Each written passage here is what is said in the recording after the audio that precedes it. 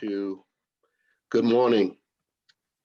What was the magic in Martin Luther King? Was it his philosophical and theological knowledge?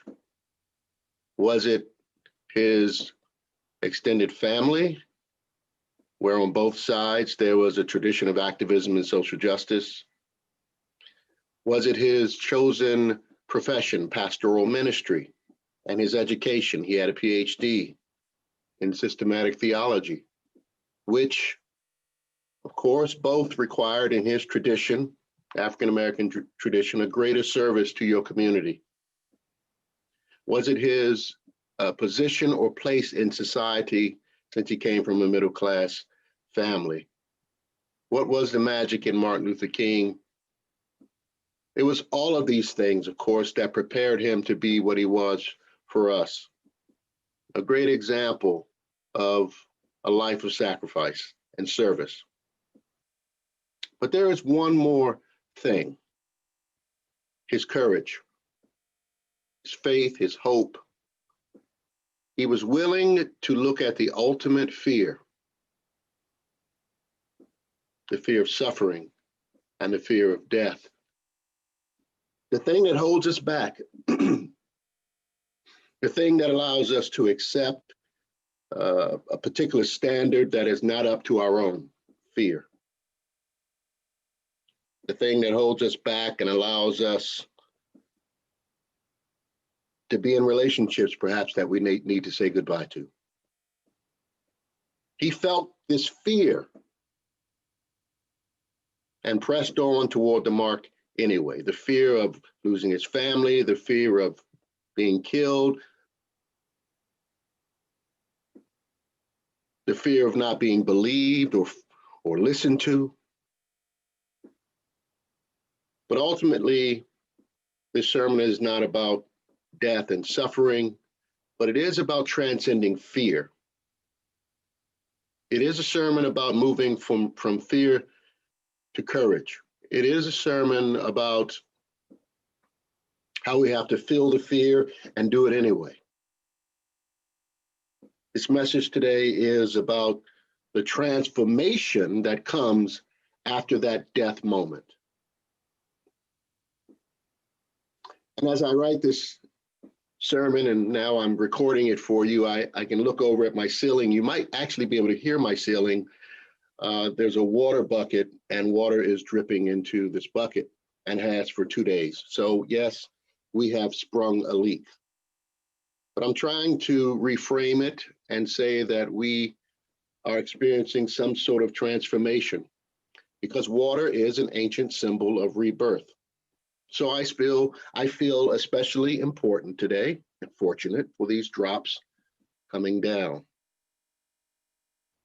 Today I'm able to take these drops and turn it into a sermon. Reframing is important. We can choose how and what we give our power to, but that's a digression. Something happened to our brother Martin. He heard a message that he was not forsaken, that he was not alone, to feel the fear and do it anyway, as I said. And something happened to him. It was an awakening experience known as his kitchen call. And what I want to do real quick is play it for you. It's about 5 minutes, but just listen. Listen to the passion, listen to the conviction, listen to the transformation. I never will forget one night very late. It was around midnight. And you can have some strange experiences at midnight. The telephone started ringing and I picked it up. On the other end was an ugly voice. That voice said to me in substance, "Nigger, we are tired of you and your mess now. And if you aren't out of this town in 3 days, we're gonna blow your brains out and blow up your house." I'd heard these things before, but for some reason that night it got to me. I turned over and I tried to go to sleep, but I couldn't sleep. I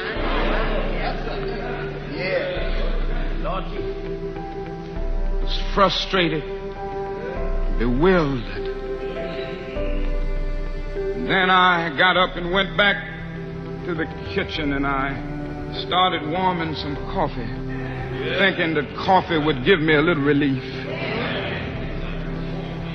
Then I started thinking about many things. I pulled back on the theology and philosophy that I had just studied in the universities, trying to give philosophical and theological reasons for the existence and the reality of sin and evil, but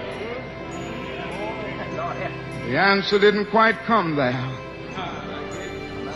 I sat there and thought about a beautiful little daughter who had just been born about a month earlier. We have 4 children now, but we only had one then.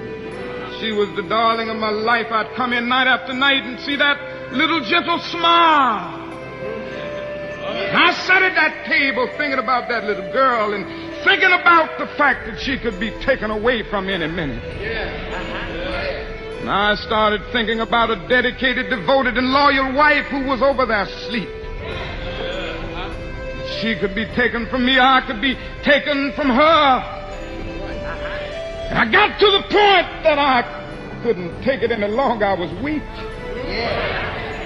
And something said to me, you can't call on Daddy now. He's up in Atlanta, 175 miles away. You can't even call on Mama now. You gotta call on that something and that person that your daddy used to tell you about. That power that can make a way out of no way.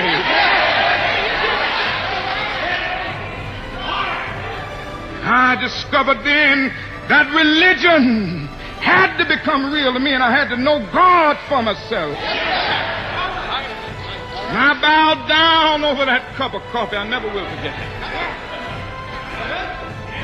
Oh, yes, I prayed a prayer, and I prayed out loud that night. I said, Lord, I'm down here trying to do what's right. I think I'm right. I think the cause that we represent is right. But, Lord, I must confess that I'm weak now. I'm faltering. I'm losing my courage.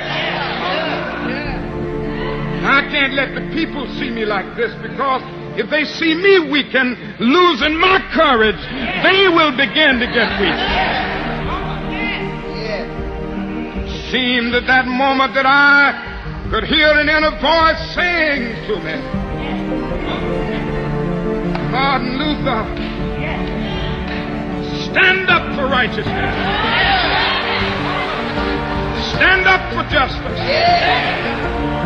Stand up for truth.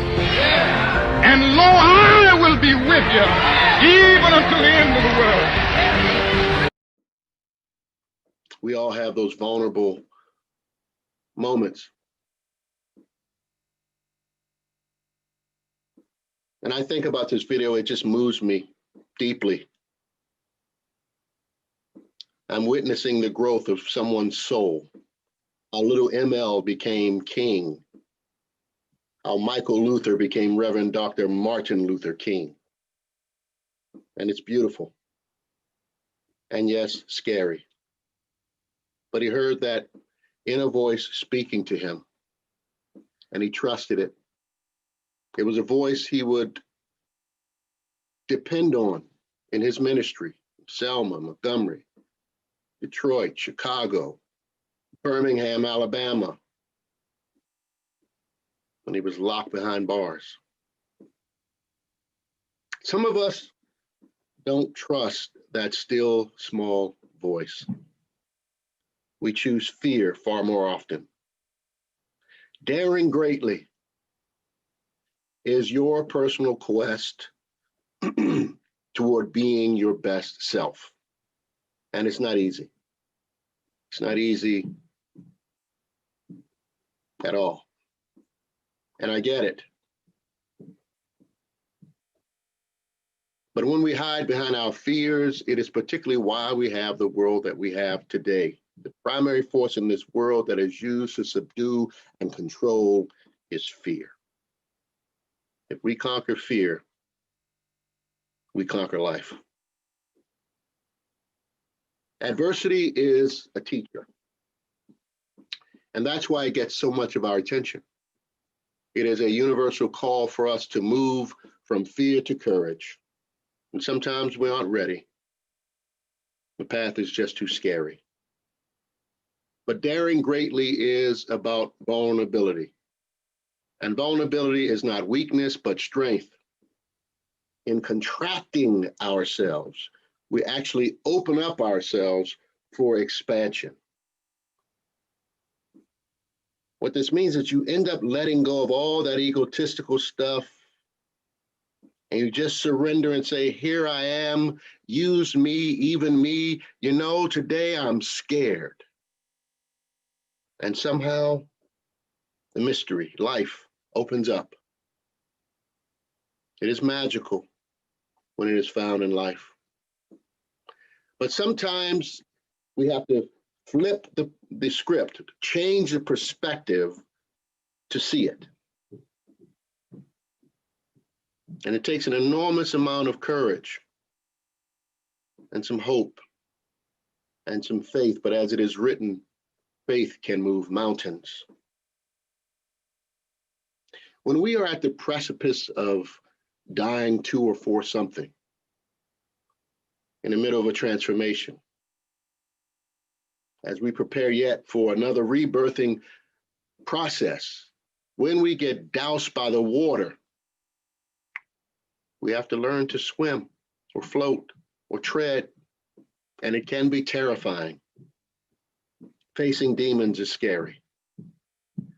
But like the old stories go, we have to look them straight in the eye or sit with all those crazy thoughts and just let it pass.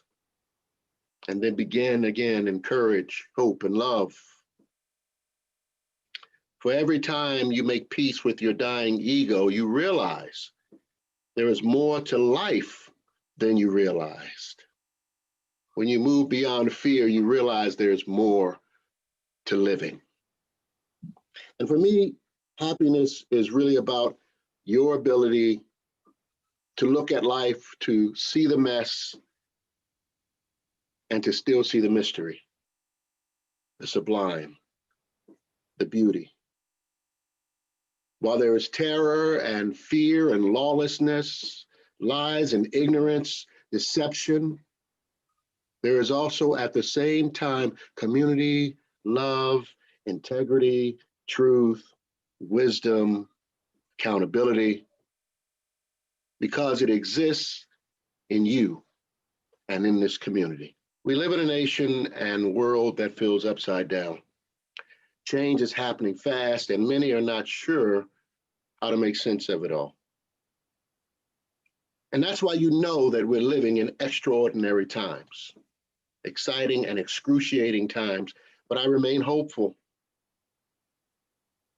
Why? Because micro, macro, I look at my own life and all of the personal stuff that I've had to go through.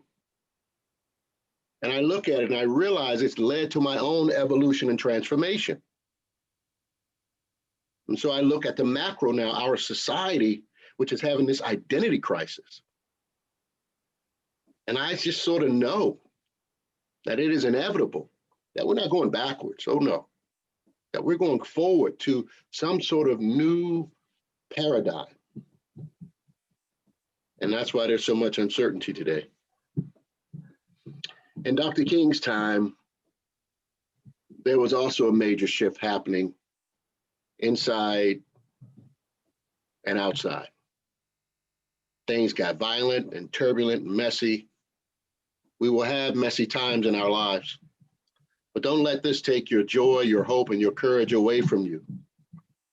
The thing that will move society forward to that more perfect union is our collective hope for better days.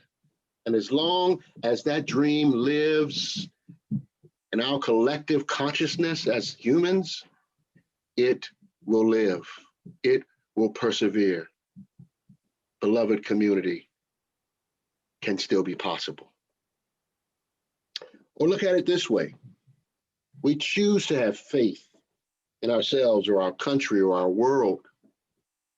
When we choose that, we add to the trillions of thoughts and actions that have the same intent. And in those moments, we build up the possibility for that to be manifest in due season. Martin Luther King's magic was his big heart. It was infectious.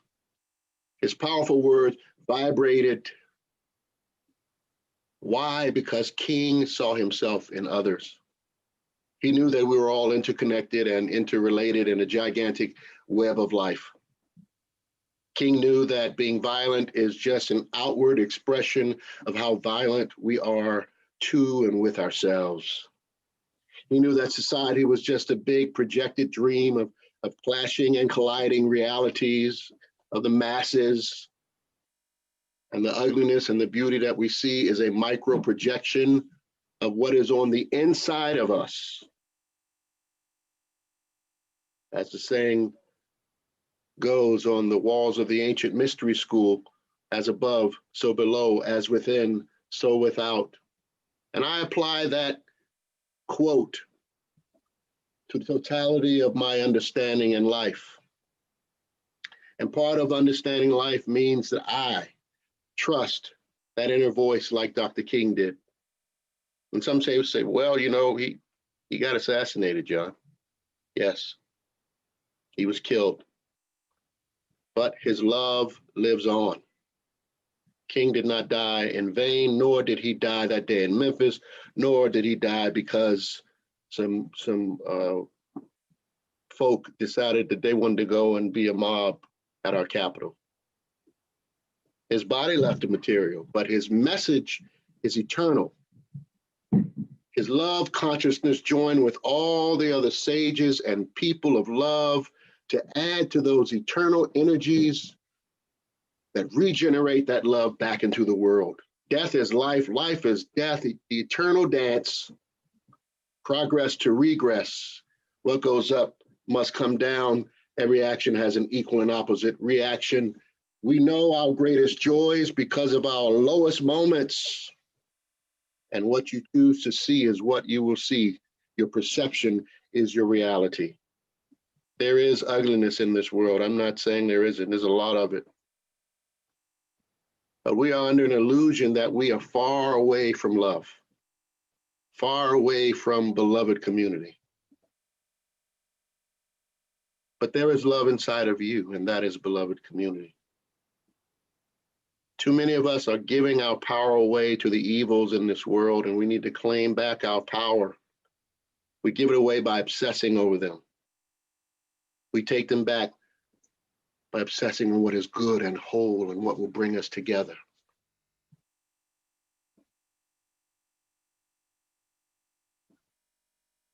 Viktor Frankl knew this secret truth, and he wrote about it in 1946, Mankind's Search for Meaning.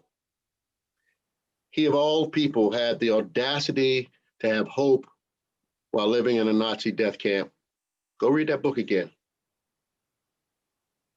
What I'm saying today is not new. It's time tested. The death of fear and ego is the true beginning of your life. And that's what Jesus meant, that you must be born again to enter into the kingdom of heaven. Your inner voice, your gut, your intuition will not forsake you, even when you think it has. The Milky Way galaxy. That still small voice, when it's not fear-based, guides us to the larger picture. That we are one speck among trillions of specks, trying to find our place, trying to find our harmony in the universe. And if we listen to that inner voice, it can give us a kind of peace and contentment.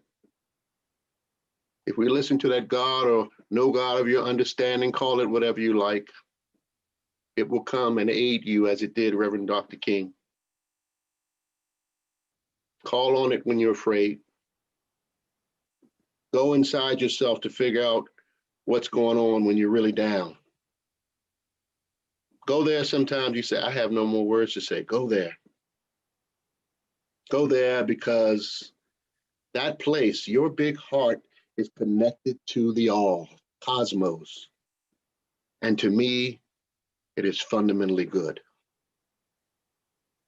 The thing I love about African American culture, my culture, is that we are a resilient people. Most of us are here in this country because someone survived a slave ship or a sugar or cotton plantation. I am the product, the rebirth reality of mentally strong people, and I'm proud of that. And spiritually strong people. Their faith carried them through, and the music in this service, I hope, is giving you those vibes to make you feel what they felt. They could not give up, that there was more love somewhere. You may not be Black, but you should be proud of your culture too. You might be Jewish or Irish or Polish or Italian. Every culture that survives today has proven itself to be resilient. But on this special MLK Sunday, I just want to give thanks to James Weldon Johnson, who listened to his inner voice, even in his bigoted time, when he said, lift every voice and sing till earth and heaven ring. I give thanks for Harriet Tubman, who helped hundreds wade in the water as they were rebirthing from slavery to freedom. I give thanks to Reverend Thomas Dorsey, who in the 1930s, when all was depressed, could still write the words, precious Lord, I am tired, I am weak, I am worn, but through the storms and through the night, I will trust you to lead me to that inner light. Thank you, Thomas. And that was Dr. King's favorite hymn, sung at his funeral. There's so many others to choose from. So much courage and love to look toward. And through their sheer will, they carried scores of downtrodden people to freedom. Remember their courage today. All who died for the sake of freedom and justice so you could have this moment of human awareness. We stand on their shoulders.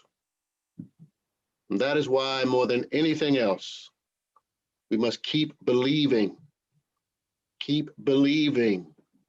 and will it to be so. Please remember their sacrifice today when you're tired or melancholy due to this pandemic.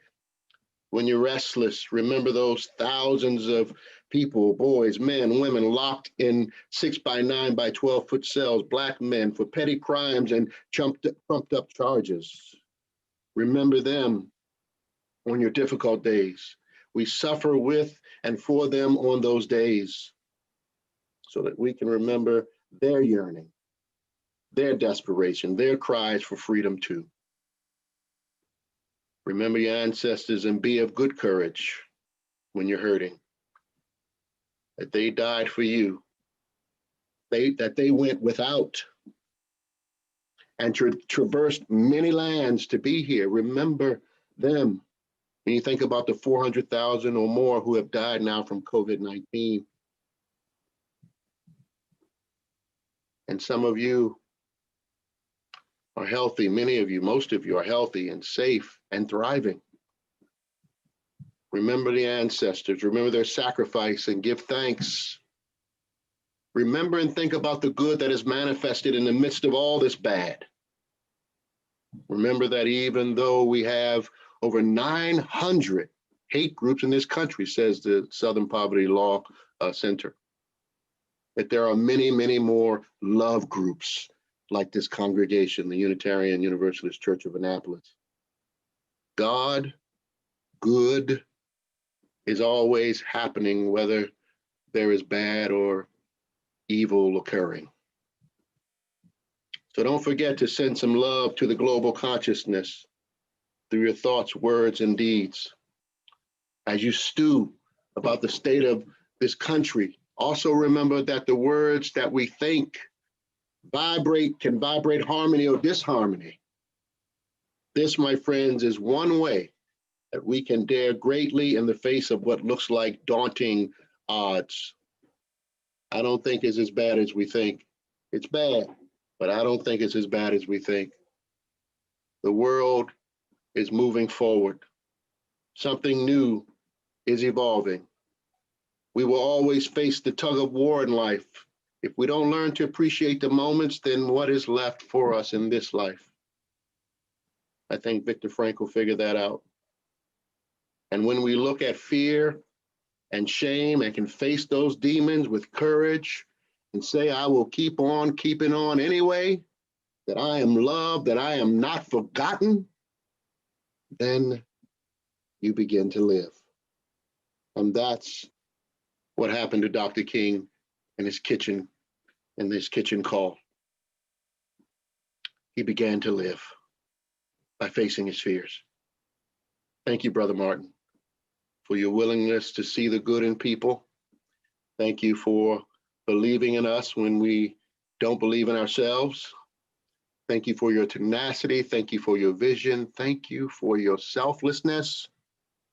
Thank you for your love. Amen. We've come to the place in our service where we share our plate. This is a love offering. You see the word benevolence has the word love in it. It's spelled backwards, but we're very forward with it.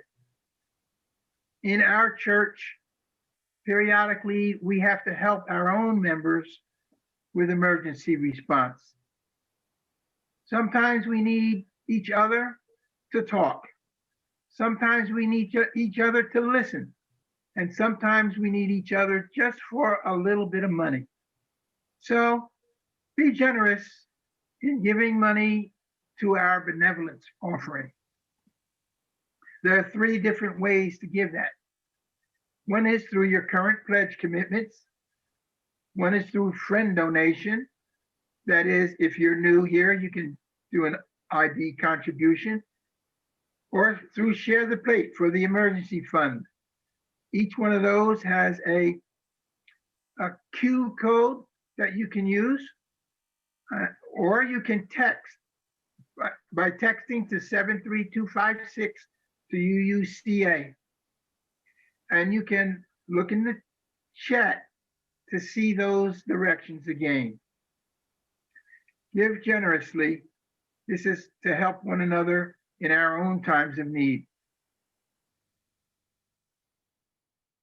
And cut.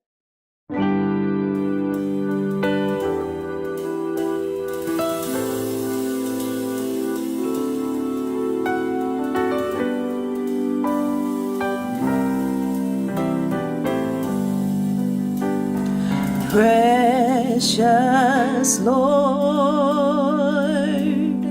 take my hand, lead me on, let me stand.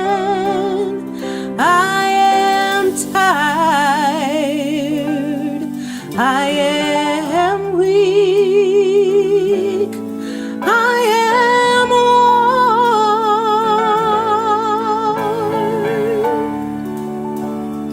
through the storm, through the night.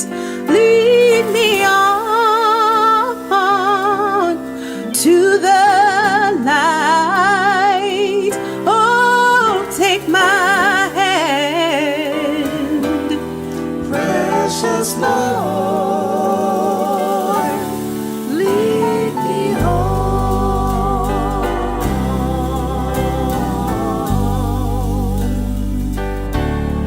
When my way grows dreary, precious Lord, linger near.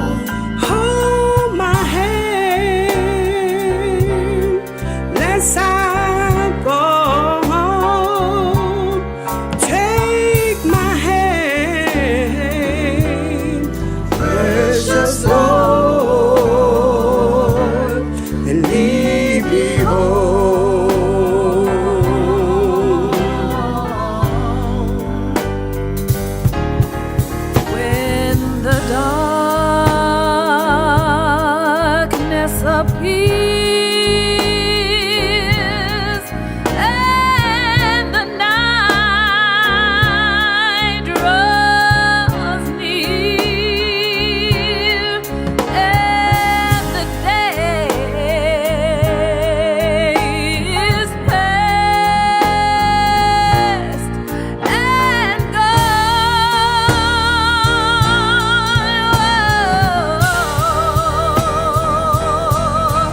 At the riverside,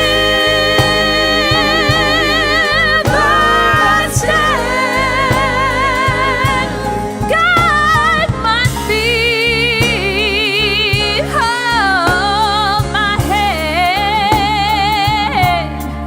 take my hand, precious Lord, lead me home.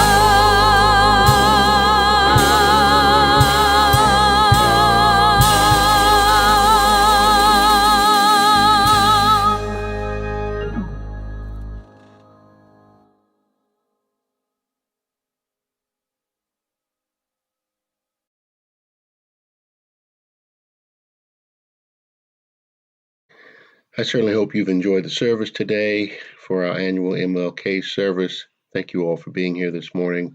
We have one more song, Peace Like a River, and then we'll extinguish our chalice, and then we can hang around for coffee and conversation. Thanks for coming this morning. Remember to be courageous and vulnerable, and always keep the faith. Take care.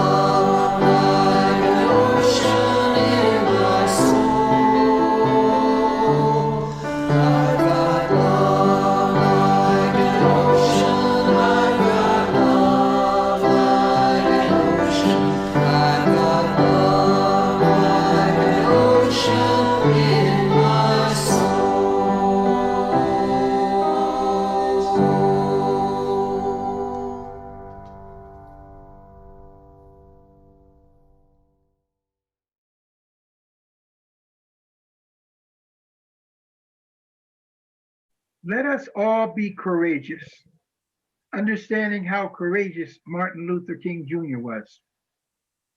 Let us work harder on loving one another, put our fears away, and talk authentically with each other as often as we can.